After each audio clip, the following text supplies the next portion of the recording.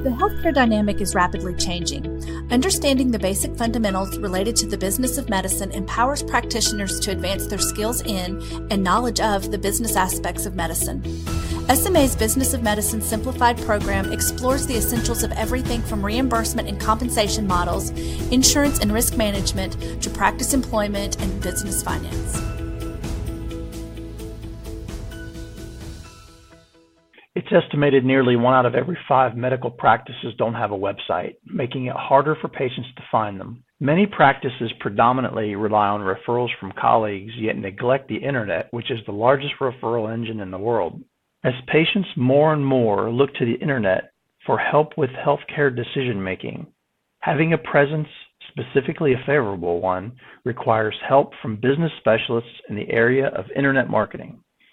Today we're talking with Robert Martin, owner of Purple Tie Guys, a marketing and design firm in Decatur, Alabama, specializing in marketing medical practices. So Robert, thank you for spending some time with us today. So I guess to start us off, what's the most common misperception or mistake that practices make when it comes to marketing a medical practice? They just don't believe they need it. Seriously, so they haven't had to do it for a number of years. I talked to a physician just the other day, and he summed it up really nicely. He said, years ago, all the doctors got together and we brushed shoulders and we exchanged, war stories, and, we passed out business cards and we become friends. And with the internet, a lot of that has changed. So you see the number of patient referrals dwindle because those relationships with those doctors are dwindling. And I think that's probably the biggest misconception is, well, we just don't need it. We have, all of our stuff is coming from referral. Well, why wouldn't you use the internet as the largest referral engine in the world to get referrals? A lot of them just ignore the internet altogether. They're like, well, that's where other people play. Like, that's not my cup of tea. You're not, as a doctor, you're probably not surfing Facebook 8 hours a day. You're seeing patients, hopefully. So that's probably the biggest misconception is just, either they don't need it or they just overlook the internet. They'll spend $2,000 on a billboard downtown Birmingham or downtown Atlanta and not know how to measure that. But they overlook the internet when the cost is so much lower and the barrier to entry is a lot lower. Oh, that's great. That's a great example. Any other misconceptions you can think of, misperception? So I see a lot of medical practices that they'll jump on every social platform that's out there. And they're like, oh, well, we're going to be on Facebook and LinkedIn and Instagram and Snapchat and like all these other things. And so they put all this on to an office manager or one of the receptionists, or maybe they hire someone in the office to manage that social media presence. And then suddenly either that person, leaves, or they're like, well, we don't really see the value in it, so we're not going to do it anymore. You go to Facebook right now and look up literally most doctors, and you'll see posts from 2016, 2015, and then they haven't touched it for 3 years. And that same mindset will be like, well, we never get anything from it. Well, you haven't touched it in 3 years. And you also have to know the demographics behind it. If you're going to use the internet for marketing, understand your demographics. If you're let's just say you're a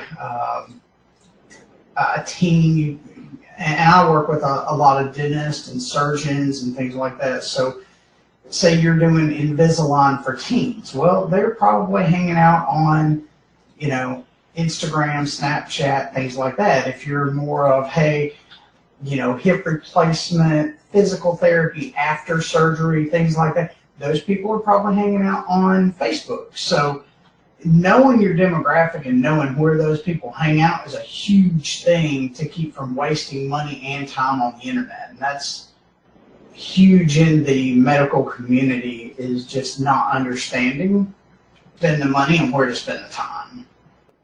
I think that lines up with my thinking that I know Facebook is, my kids tell me that Facebook is for old people. So it's definitely, the lines have been drawn with regards to your target market and the platform that you're after.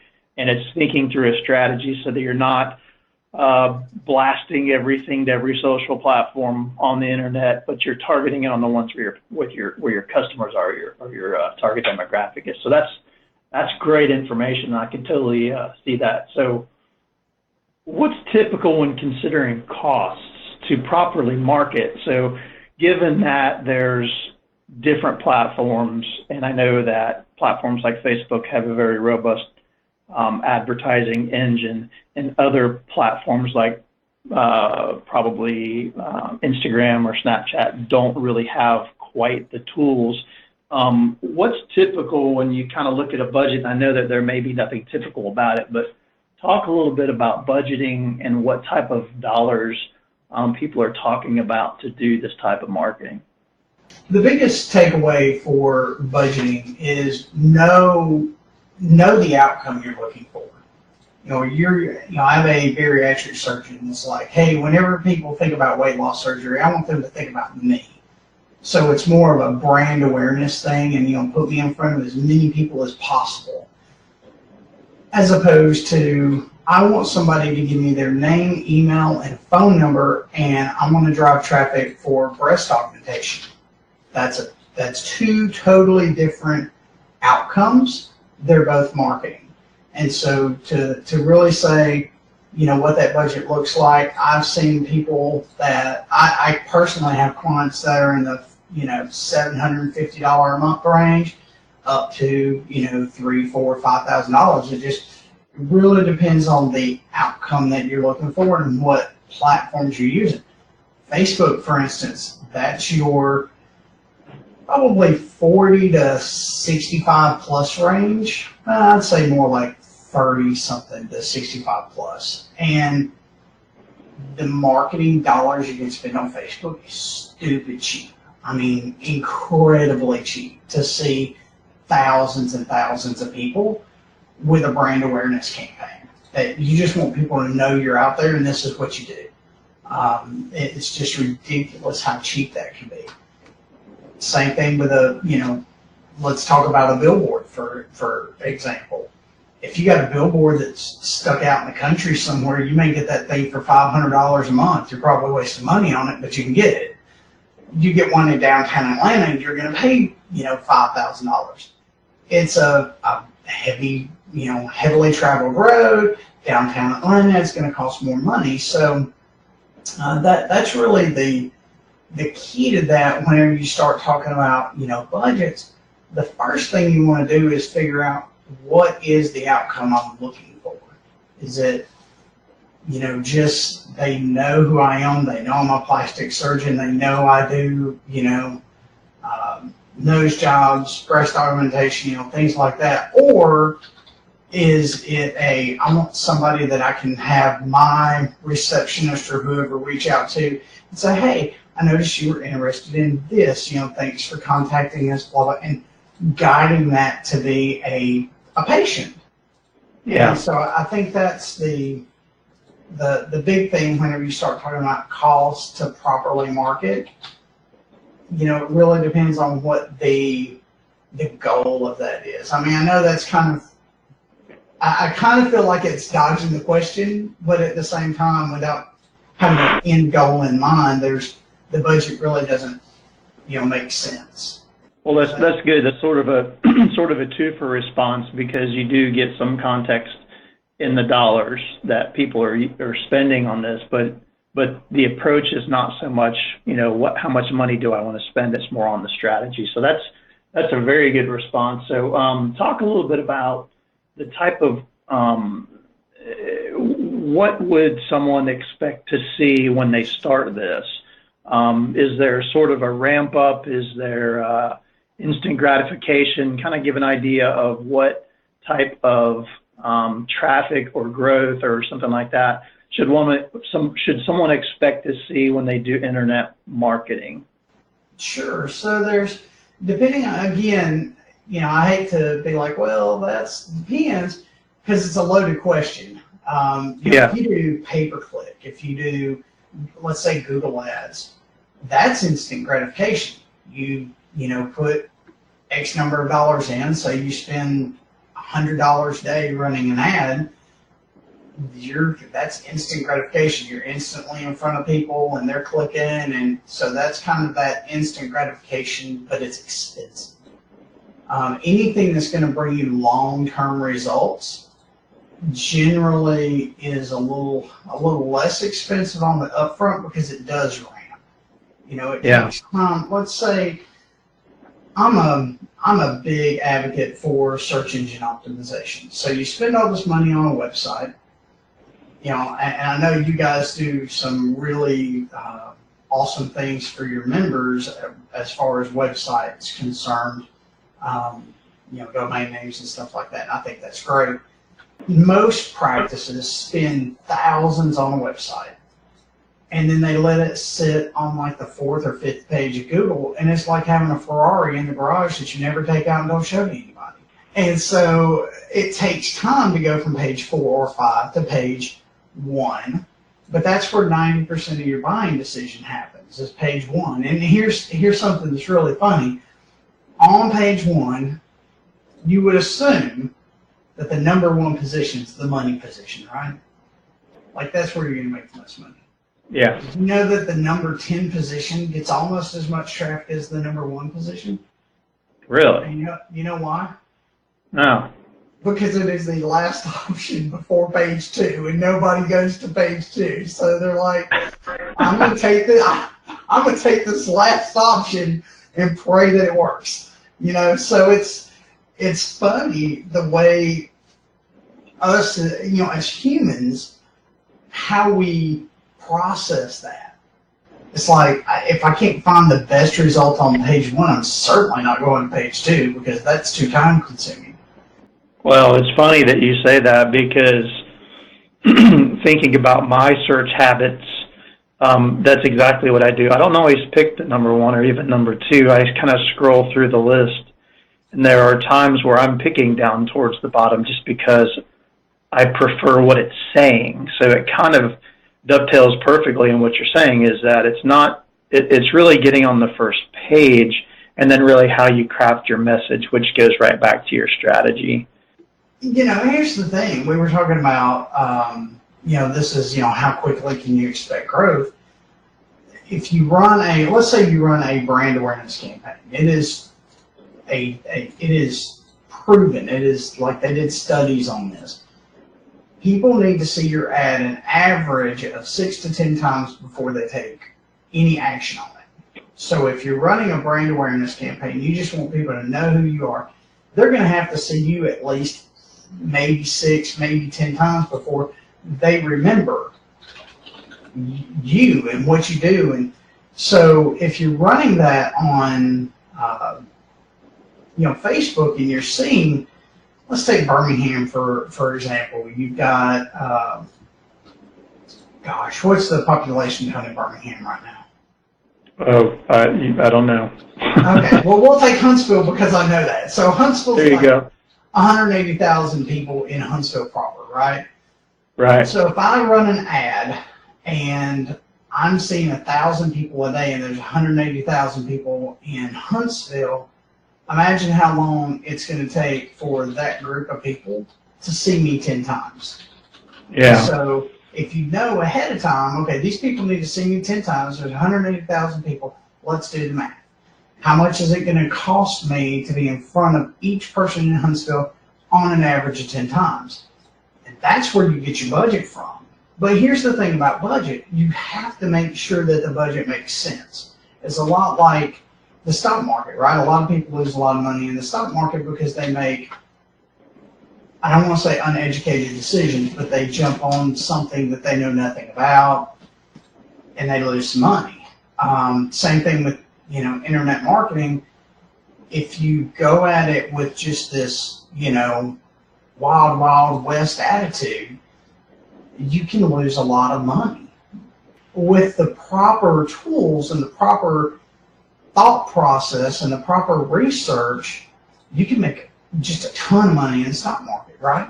Same thing with internet marketing. If you spend your dollars wisely, you can easily turn a profit on it. And that's really what I would say is the big thing is like, yeah, I'm spending money on this, but am I seeing an increase in the number of patients coming through the door? Because it doesn't matter.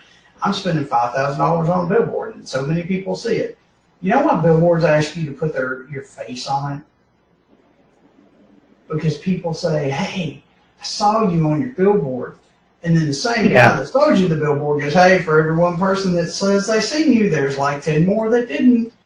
And so just imagine how many people are seeing it. And that's their selling technique for it. So, again, it's just, understanding and taking the time to do your research before you spend the money and understanding the outcome that you want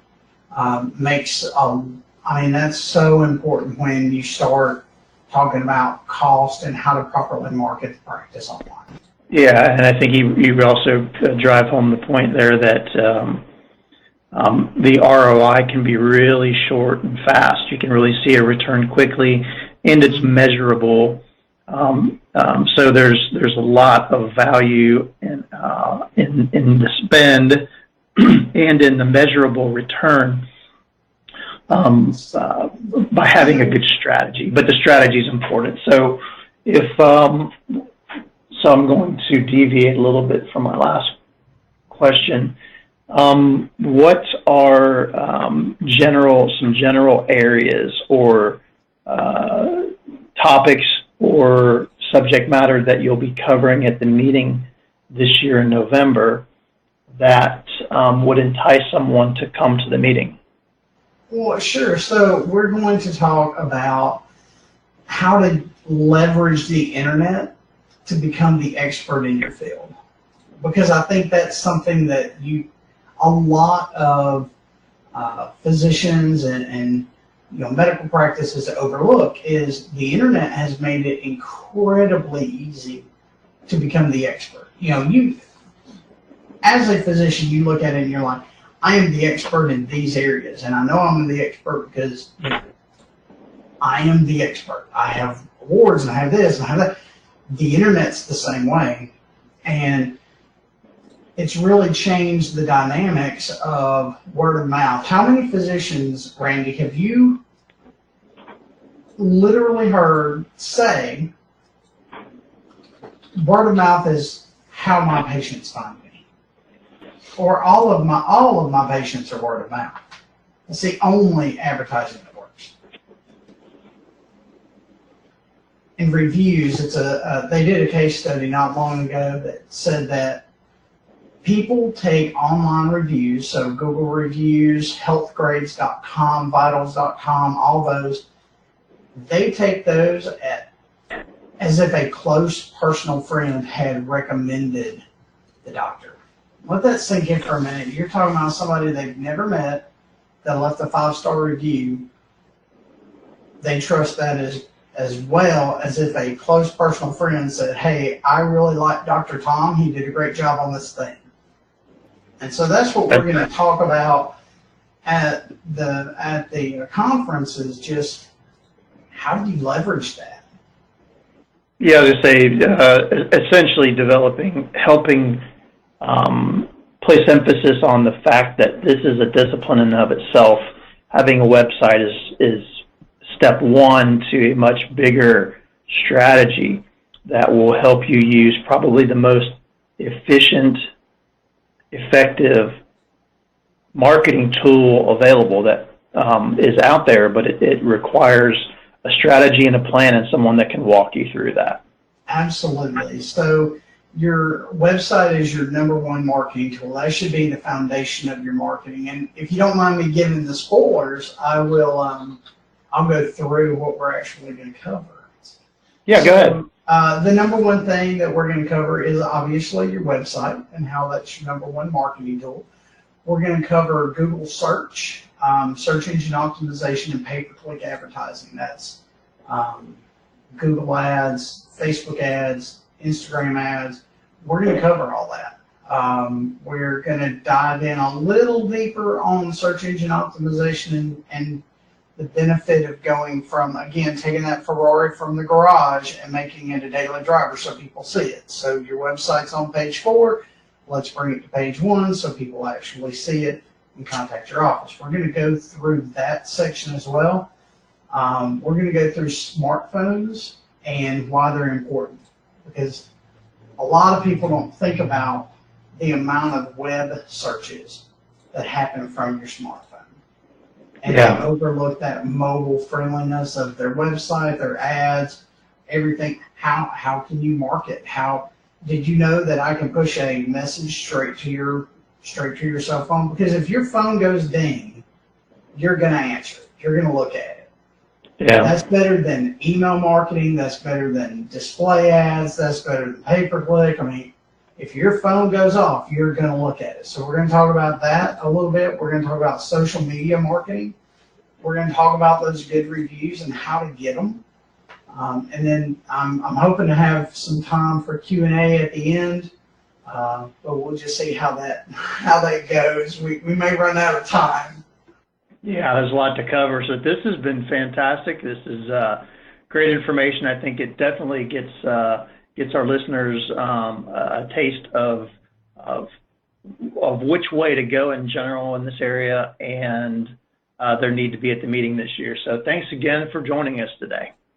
Absolutely, anytime, and thank you for having me. The SMA Southern Regional Assembly takes place October 31st through November 2nd in Birmingham, Alabama. The theme is the business of medicine simplified. Visit sma.org/assembly for additional information.